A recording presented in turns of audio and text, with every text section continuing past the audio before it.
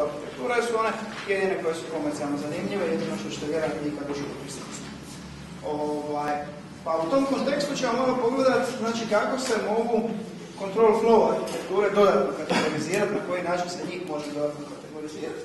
Jedna od najpoznatijih kategorizacija je takozvana kategorizacija po Flinu, ili Flynn's taxonomy, taksonomija po Flinu, imate čak jedan dobar članak, ne osobito dugačak, sa zanimljivim ilustracijama na Wikipediji, vezano uz Flinovu kategorizaciju, kako su tražili. Pogledajte malo, bacite pogled da nadopunite čisto uz ovu priču. I tu se radi o kategorizaciji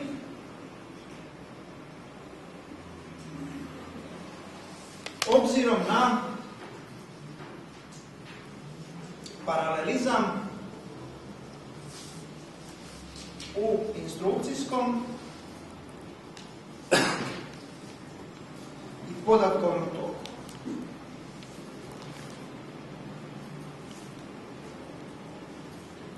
To je bila ukratko definicija Flynnove kategorizacije. A o čemu se tu zapravo radi? Radi se o tome da kada promatramo procesore, odnosno možemo kazati mikroprocesorske sustave, onda možemo uočiti da mikroprocesorski sustav ili mikroračunalo može, da tako kažem u navodnicima, naravno u najgorem slučaju, obavljati u jednom trenutku u vremenu jednu instrukciju nad skalarima, nad skalarnim tipovima podataka. Znamo razliku između skalara i vektora. To znamo, sjećamo se toga. Skalar ima jedna numerička vrijednost, vektor je niz numeričkih vrijednosti. Znači, u nekom najgorem slučaju imamo nešto što se zove single instruction stream, single data stream. Jednostruki instrukcijski tok, jednostruki podatkovni tok. To je ova situacija o kojoj sam govorio, gdje u jednom trenutku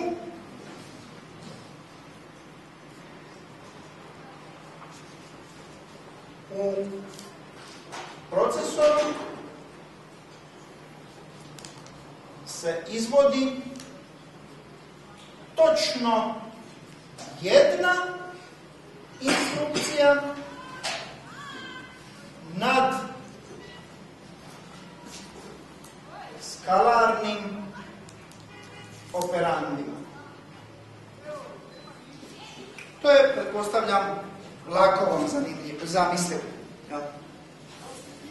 Znači imate jedan procesor, u jednom trenutku u tom procesoru je jedna instrukcija, ona se izvršava nad skalarnim operandima.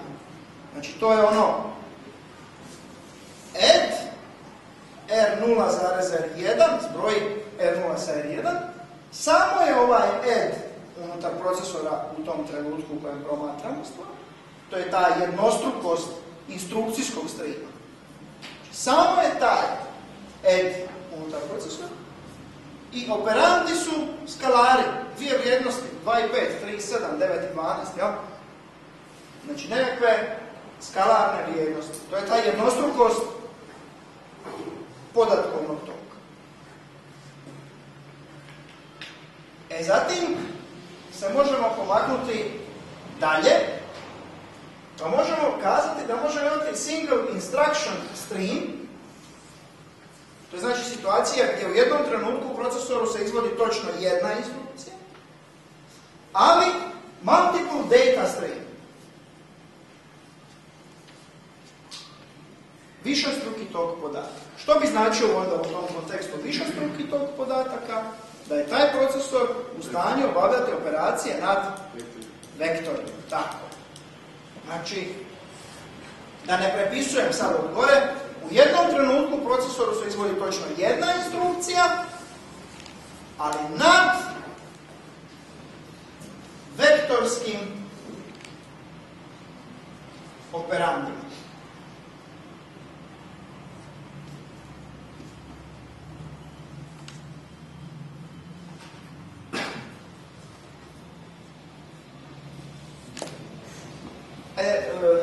Uklonit ću ovo pa ću vam skicirati ove slikice danas.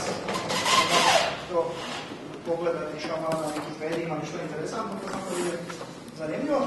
Ili kako su oni tamo to skicirali.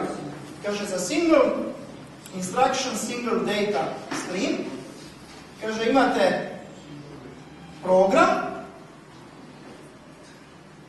i imate podatke.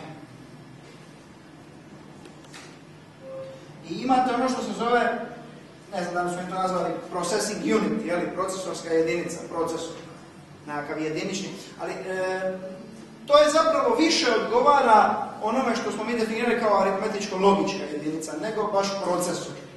Znači ovo je nešto što, da tako kažemo, žvaća podatke. Pa onda dobiva jednu instrukciju i jedan skalarni par podataka. Za razliku od toga, kod single instruction multiple data stream arhitekture, imamo istu priču, znači imamo program, znači instrukcije, nekakav instrukcijski skup, instrukcijski put, imamo podatke, ali imamo više tih procesnih unita, procesnih jedinica. Ovdje su dva, ali može ih biti više. Svi oni dobivaju istu instrukciju, ali svako od njih dobiva drugačije podatke.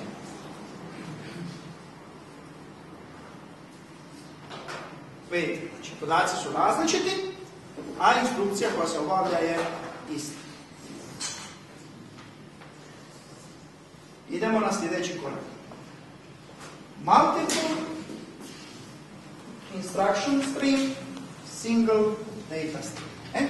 Što je to? To je nešto na prvi pogled čudno, ali na drugi pogled ja vjerujem da će vam biti jasno o čem se radi. Znači višestruke instrukcije, ali nad jednostrukim podacima.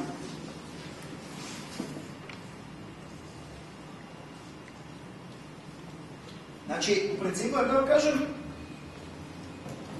kao da ja sad nad jednim skupom skalarnih podataka obavljam nekakve višestruke instrukcije istovremeno.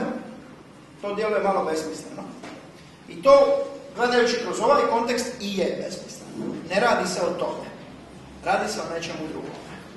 Radi se o uvođenju jednog koncepta koji je poznat kao koncept protočnosti ili na engleskome pipelining.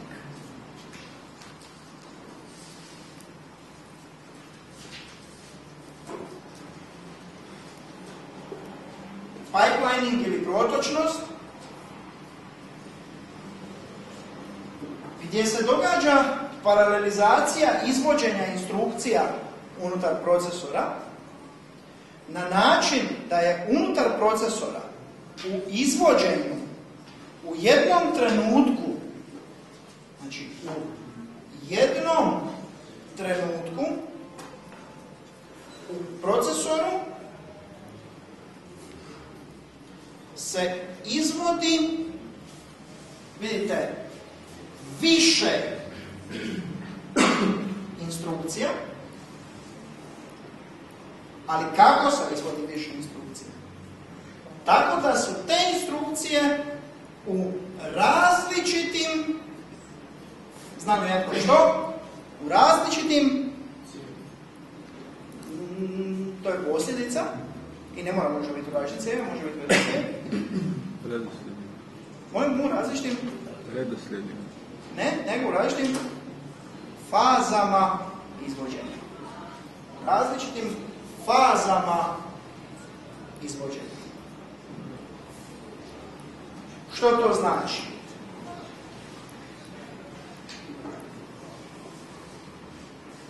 To znači da za izvođenje, sjećate se našeg prvog predavanja,